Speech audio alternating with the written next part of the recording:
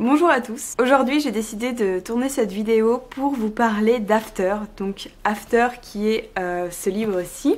Je pense que vous le connaissez, c'est un livre qu'on voit partout, qui est vraiment le phénomène littéraire. Et donc il se trouve que je l'ai lu, je ne sais pas trop ce qui me passait par la tête sur le coup parce que c'est vrai que c'est pas mon genre de lecture à la base. Mais je l'ai lu et ma foi, j'ai été plutôt agréablement surprise. Il se trouve que c'est une fanfiction des One Direction. Ça fait peur.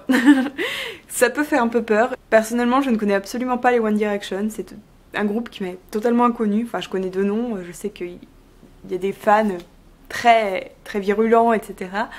Mais voilà, je ne connais pas. Et donc, du coup, je n'ai pas vu les comparaisons avec le groupe. Donc, il paraît apparemment que la comparaison, c'est les physiques des personnages et leurs prénoms qui ressemblent donc au One Direction. Voilà, c'est tout ce que je sais. Donc, After, là je ne vais parler que du tome 1 parce que je suis en train de lire le tome 2 et le tome 2 il est très mauvais. Je vous résume vite fait l'histoire, de toute façon c'est pas très compliqué, c'est une histoire d'amour déjà. C'est l'histoire d'une jeune fille donc, qui va rentrer à l'université. Quand elle arrive à l'université, elle se retrouve dans la chambre universitaire, donc en colocation, avec une jeune fille qui, elle, est totalement l'opposé de notre héroïne. Et elle va rapidement faire connaissance avec le groupe d'amis de sa colocataire. Et dans ce groupe d'amis, vous avez Ardine, ou Ardin, enfin Ardine je pense qu'on dit. Et donc avec Ardine qui est une sorte de punk, tandis qu'elle c'est une fille très bien rangée, elle contrôle tout, elle est bonne élève et tout, vous voyez. Bref, les opposés s'attirent et on sait ce que ça donne.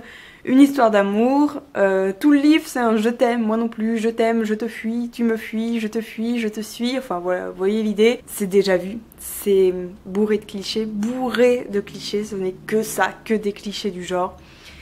Il y a une écriture qui est très simple et très orale, j'ai trouvé. C'est vraiment un style qui me semble très oral.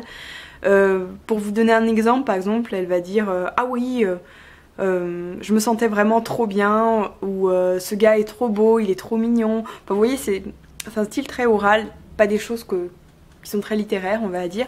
Néanmoins, je vous disais que je l'avais tout de même bien aimé finalement cette lecture parce que écoutez, je me suis laissée prendre au jeu quand même. Et pourtant c'était pas gagné parce que comme je vous le disais, c'est pas du tout mon style de livre. Les romances en général, c'est un truc qui me rebute.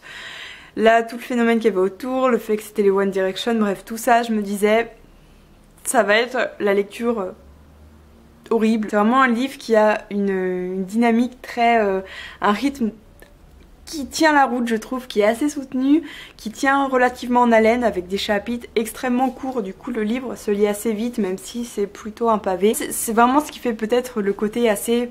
On dit souvent que ce livre est addictif et je pense que c'est un peu grâce à ça parce qu'il y a un rythme qui est plutôt bien mené. Chaque fin de chapitre, il y a une sorte de mini-révélation qui fait qu'on a envie de lire le chapitre suivant. Et tenir ce rythme sur 90 chapitres, c'est quand même bien joué de la part de l'auteur.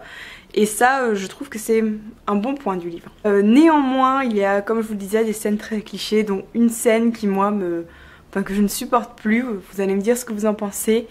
Mais vous savez la scène où les héros sont dans une salle de classe, un cours de littérature, donc de littérature anglaise en l'occurrence, et le prof parle d'un livre où, comme par hasard, les deux héros du livre dont parle le prof sont des amoureux transis.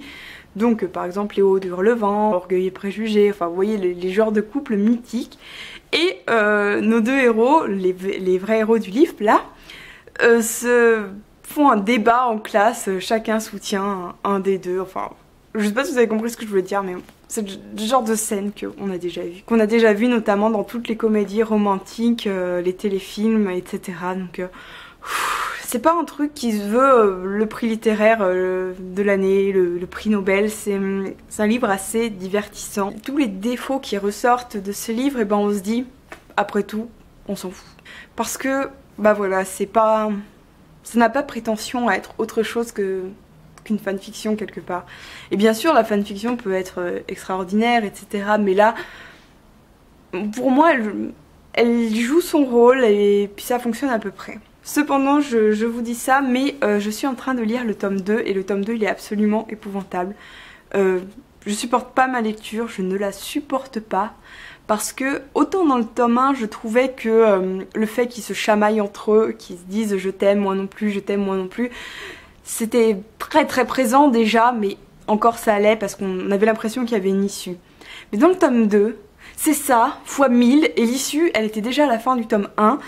Donc là bah c'est horrible quoi, c'est horrible ce tome 2, il est hyper ennuyeux et là tous les défauts que je vous ai mentionnés, bah, on les voit et il n'y a rien pour rattraper. Maintenant, on m'a dit que le tome 3 et le tome 4 étaient meilleurs, donc je crois que je vais lire un résumé du tome 2, je vais vendre mon tome 2 et je vais aller directement au tome 3 parce que c'est pas possible. Je vais vraiment faire une petite vidéo sur After entre deux choses que je fais, donc désolée si je n'en dis pas assez peut-être, n'hésitez pas à me demander d'approfondir en commentaire, n'hésitez pas à me dire ce que vous en avez pensé, si vous l'avez lu. Je vous remercie pour votre attention et je vous dis à très bientôt. Salut!